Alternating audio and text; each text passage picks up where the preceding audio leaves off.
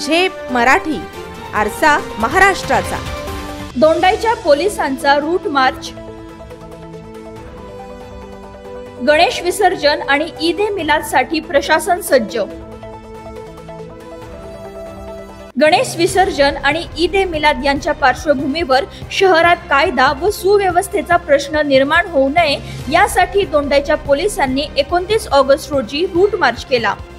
हा route march दोंडाईच्या police ठाण्यापासून सुरू होऊन RDMP शाळा, डॉक्टर बाबासाहेब आंबेडकर चौक, इस्लामपुरा, होळी चौक, पिंपळ चौक, आझाद चौक, सोनार गल्ली, गांधी चौक, एकता चौक, जामा मशीद, अमरावती नदीपात्र, शिवाजी महाराज पुतळा, बाजारपेठ, स्टेशन भाग, राजपथ मार्ग, गर्ल्स हायस्कूल, नुरानी मशीद परिसर, अशोकनगर, टेक भिलाटी मार्गे पुन्हा पोलीस ठाण्यावर येऊन संपला।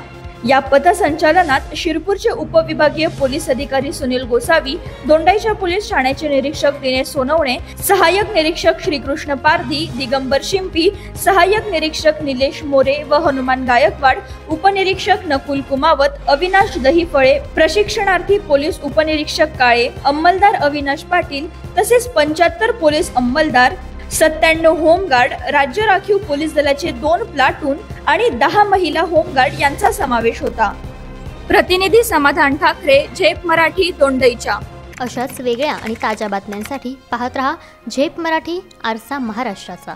संपादक प्राध्यापक अनिल चव्हाण, धुळे।